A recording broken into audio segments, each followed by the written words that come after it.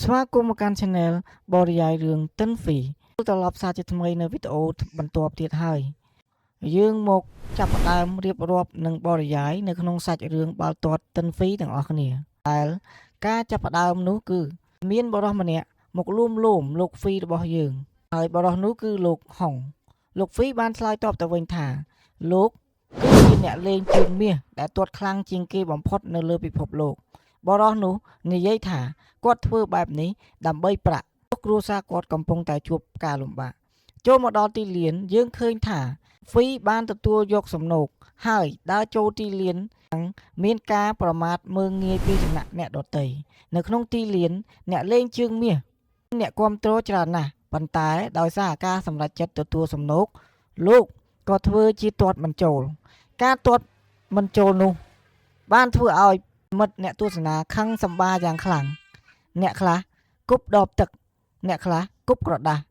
និងសម្ភារៈផ្សេងព្រមទាំងចូលមកវាយលោកហ្វីបន្ថែមទៀតហើយរឿងនេះ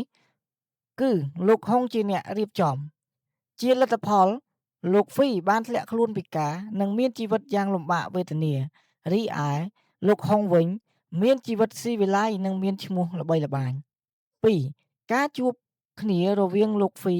និងតិនហ្វីរបស់យើងច្រើនឆ្នាំក្រោយមកអ្នកលេងជើងមាសលោកហ្វីបាន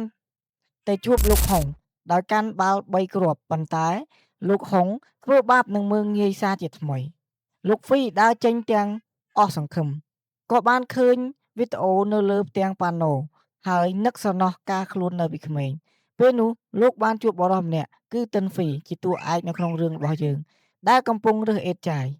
គ្រូនិងសិស្សបានជួបគ្នាតិនហ្វីបានហុចញមប័ណ្ណឲ្យគ្រូដើម្បី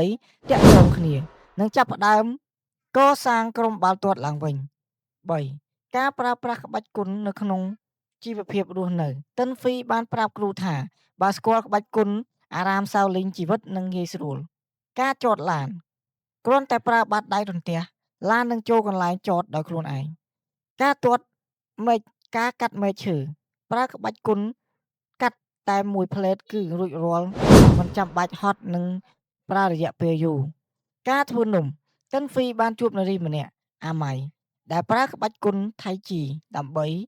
លុញម្សៅធ្វើនំតិនហ្វីចាប់ផ្ដើមមានអារម្មណ៍នឹងក្បាច់គុណនេះយ៉ាងខ្លាំង4ការប្រមូលសមាជិកក្រុម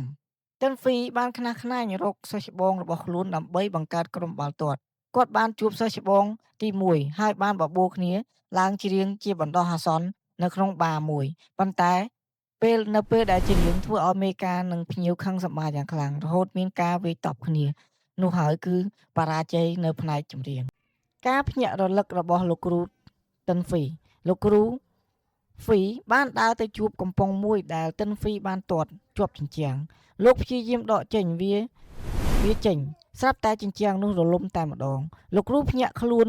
ជាខ្លាំងនិងដឹងពីសមត្ថភាពរបស់តិនហ្វីក៏ប្រញាប់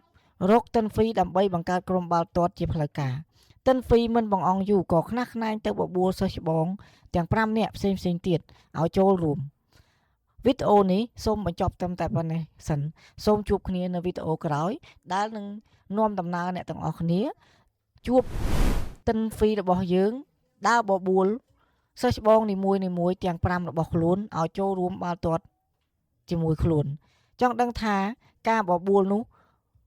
ជួបឧបសគ្គនឹងការរាំងស្ទះបែបណាខ្លះនៅវីដេអូក្រោយសូមកុំភ្លេចចុច Subscribe និងដាក់សញ្ញាកណ្ដឹងម្នាក់មួយផងសូមអរគុណ